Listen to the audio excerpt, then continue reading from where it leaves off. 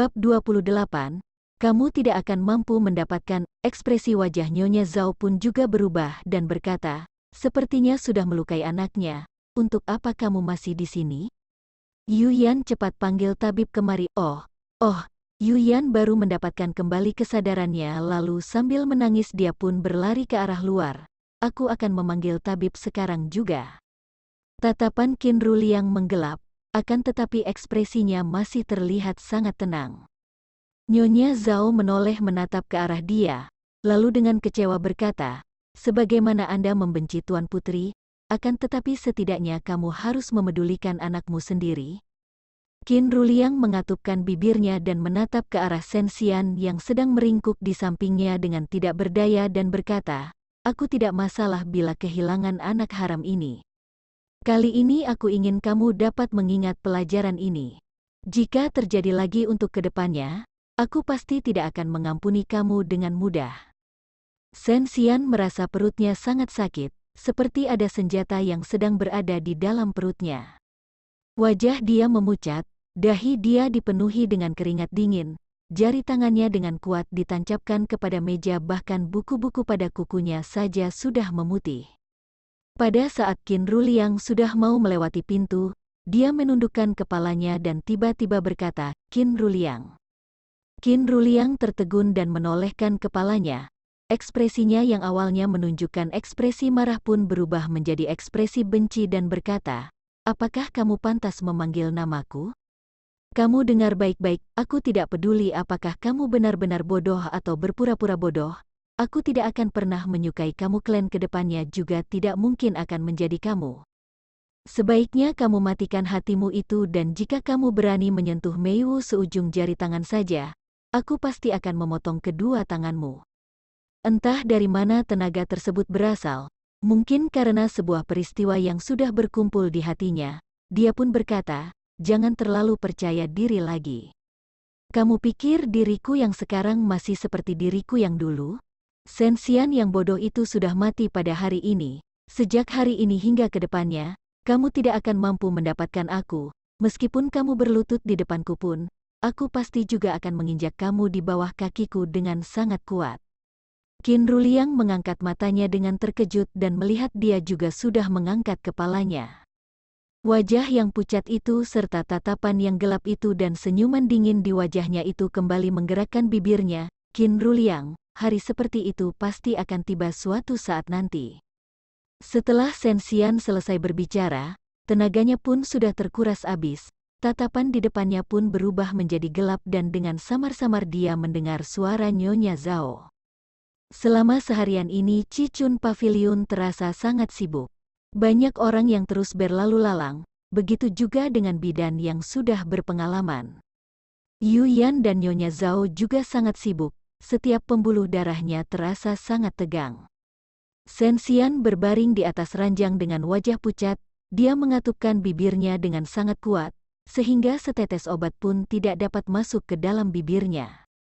Qin Ruliang meninggalkan sebuah ucapan sebelum pergi, dia meminta tabib untuk harus mempertahankan nyawa dia, sedangkan mengenai anak di dalam kandungannya itu serahkan saja kepada Yang di Langit.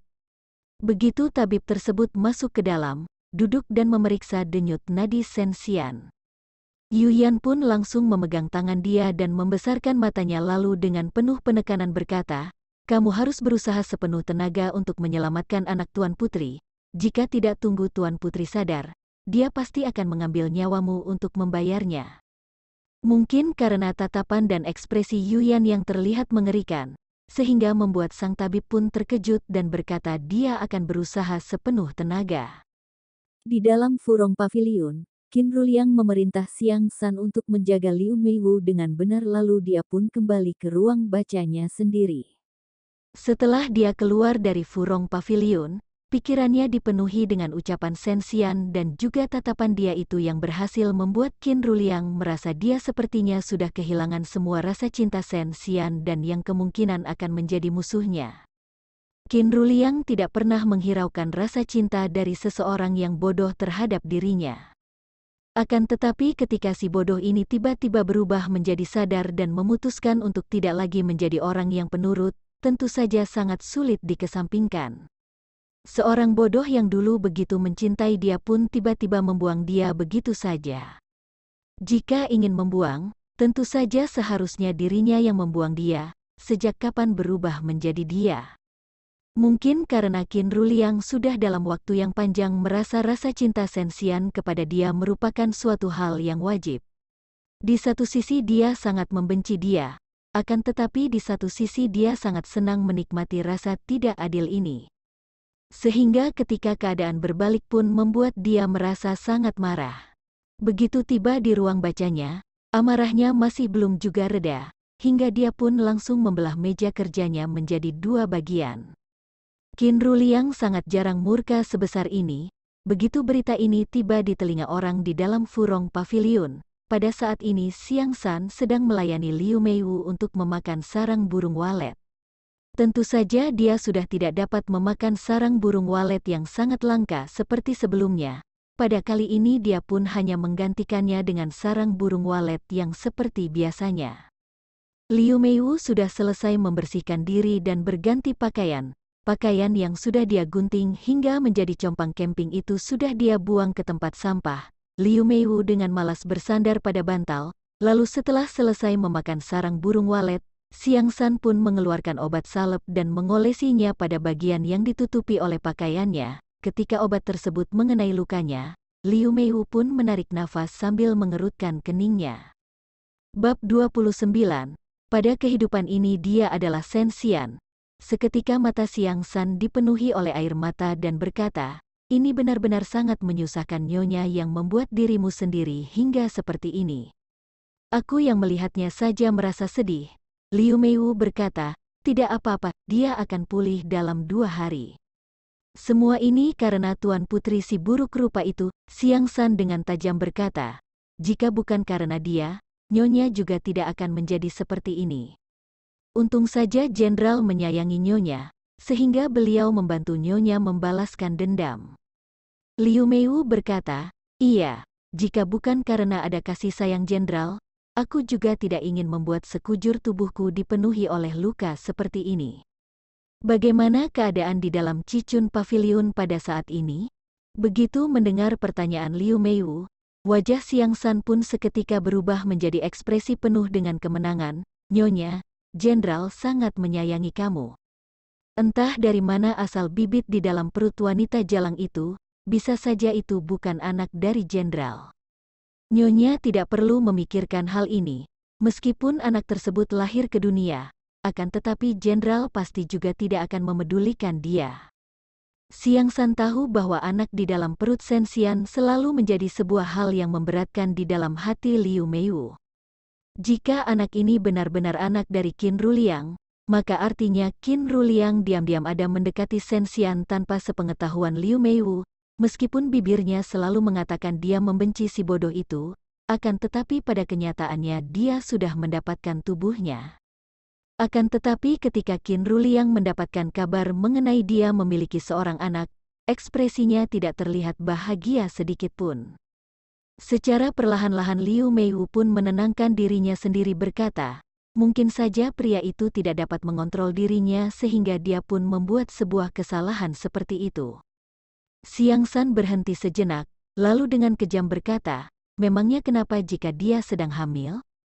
Jenderal masih juga tidak bersikap lembut kepada dia. "Aku dengar-dengar, Jenderal mendobrak masuk ke dalam Cicun Pavilion dan bukan hanya menamparkan wajah wanita jalang itu hingga membengkak. Bahkan dia pun mendorong dia hingga perutnya mengenai sudut meja lalu pada saat itu juga terlihat darah segar yang mengalir turun." Kerutan kening pada dahi Liu Meiwu pun mengendur. "Ini semua merupakan karma Sensian." Xiang San kembali berkata, "Cicun Pavilion memanggil tabib dan sampai sekarang pun mereka masih saja belum selesai mengurusi hal itu. Wanita jalang itu berbaring di atas ranjang dan masih belum juga siuman. Mungkin anak tersebut sudah tidak dapat diselamatkan lagi. Nyonya, Jenderal benar-benar tidak memedulikan wanita jalang itu dan bahkan ingin membunuh anaknya sendiri dengan tangannya. Dalam hal ini dapat terlihat bahwa hati Jenderal sepenuhnya ada pada Nyonya. Aku juga mendengar bahkan hingga Jenderal kembali ke ruang bacanya pun, amarahnya masih belum juga mereda." Sensian tidur selama 3 hingga 5 hari dan dia sedang memimpikannya sebuah mimpi yang sangat panjang.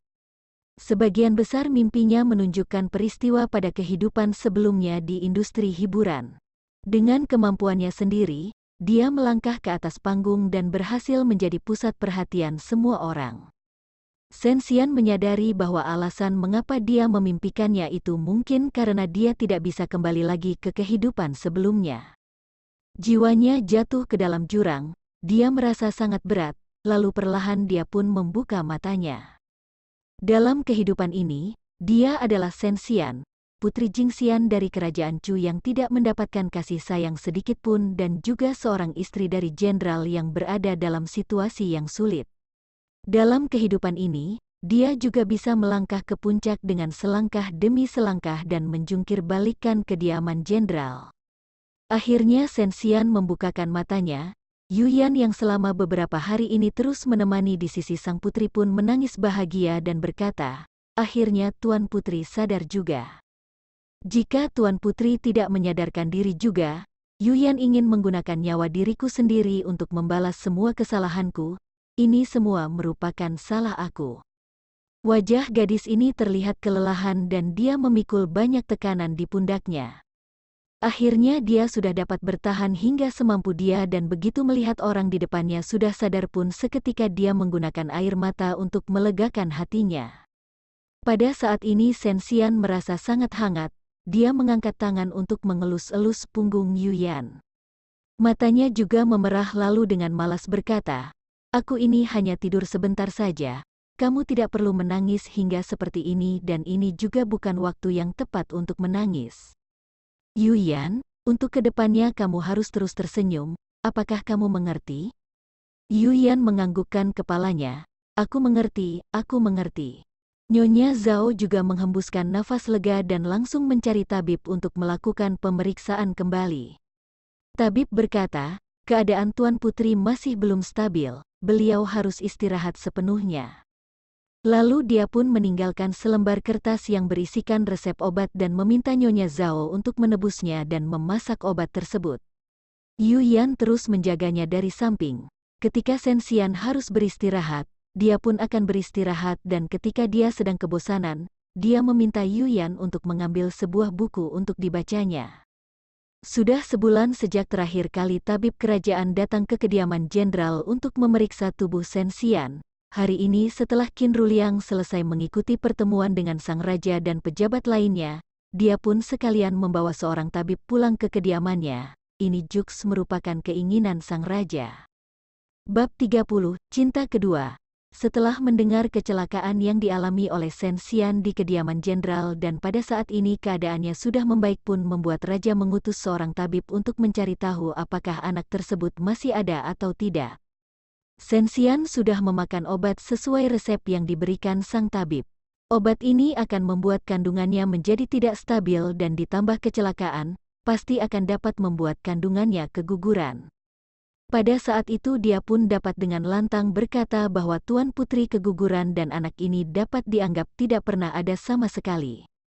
Begitu Qin Ruliang kembali, dia pun segera membawa sang tabib ke Cichun Pavilion. Dia juga ingin melihat apakah masih ada hal yang dapat dibanggakan oleh wanita itu. Sudah 2 hari berlalu, akan tetapi Sensian sama sekali tidak menanyakan sama sekali tentang anak di dalam kandungannya. Pada akhirnya Yuyan pun sudah tidak dapat menahan diri lagi. Dia pun bertanya lebih dahulu, "Apakah Tuan Putri tidak ingin menanyakan tentang anak di dalam kandunganmu?" Sensian menaikkan alisnya, mengangkat matanya lalu dengan santai berkata, "Apakah ada gunanya? Hidup dan mati itu memang sudah ada jalannya masing-masing. Aku juga sudah berusaha sepenuhnya, untuk apa aku masih berlarut-larut dalam kesedihan?" Dirinya sendiri merasa dirinya sudah berusaha hingga semampu dia. Dia sama sekali tidak memiliki perasaan apapun pada Qin Ruliang dan juga anak di dalam kandungan ini. Alasan mengapa dia masih membiarkan anak ini berada di dalam perutnya, itu karena bagaimanapun juga dia adalah sebuah nyawa dan ini juga mungkin saja merupakan seluruh harapan dari Sensian yang bodoh. Dia tidak sekejam itu hingga ingin membunuh anak ini untuk meringankan bebannya. Akan tetapi Qin Ruliang berbeda dengan dia, Qin Ruliang dapat melakukannya. Jika anak ini merupakan anak dari Qin Ruliang dan jika sudah tidak ada pun ke depannya, Shen Xian juga dapat bangkit kembali tanpa perlu memikirkan apapun. Dia akan membalas dendam dan semua fitnah yang dia alami. Jika dia memejamkan matanya bahkan untuk sekali saja, maka dia bukan Shen Xian. Bagi Shen Xian, meskipun hal ini akan merugikan kesehatannya, akan tetapi hal ini juga sepenuhnya bukan suatu hal yang buruk.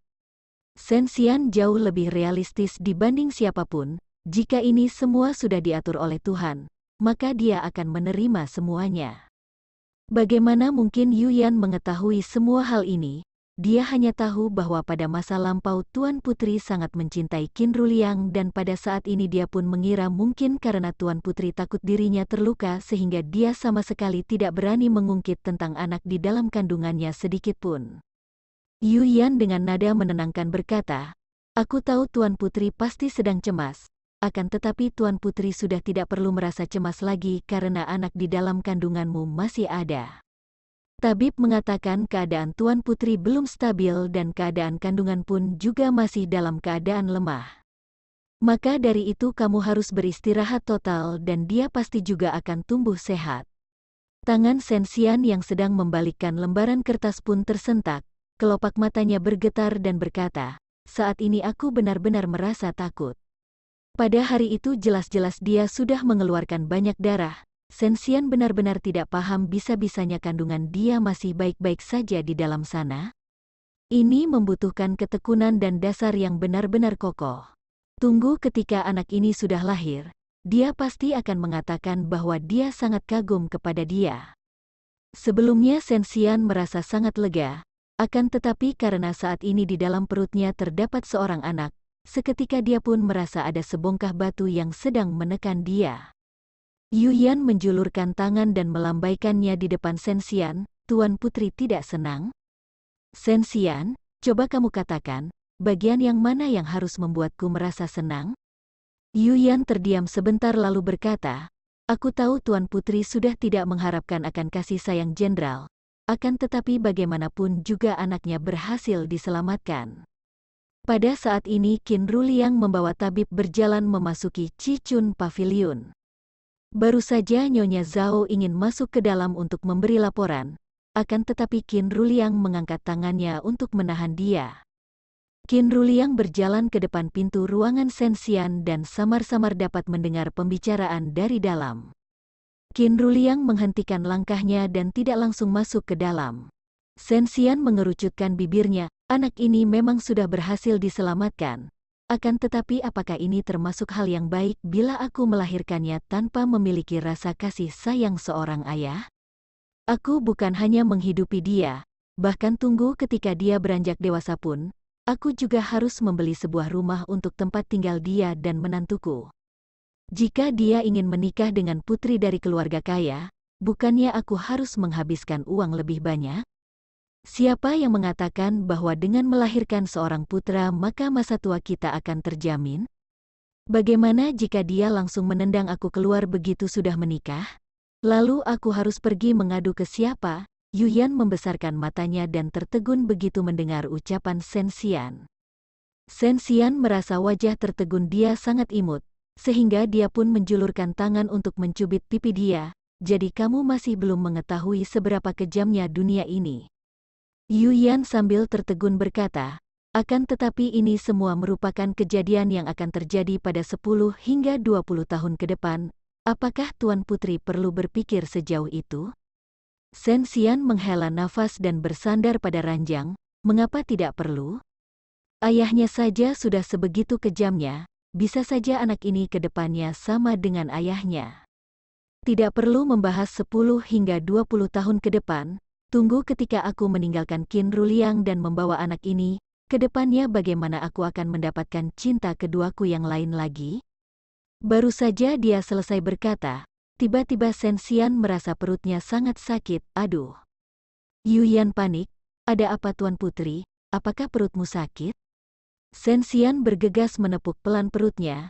Anak ini benar-benar sudah bosan hidup yang berani-beraninya menendang ibunya sendiri. Yuyan tertegun lalu dia pun tersenyum dan berkata, pasti itu karena dia mendengar ucapan Tuan Putri dan dia pun merasa tidak senang. Dia ini masih belum lahir. Meskipun tidak senang pun dia tetap harus menahannya. Shen Xian berbicara sambil mengerutkan keningnya. Baru saja dia selesai berbicara, pintu ruangan pun dibuka dari luar. Qin Ruliang berdiri di depan sana dengan ekspresi gelap karena dia sudah mendengar semua percakapan Shen Xian yang tadi.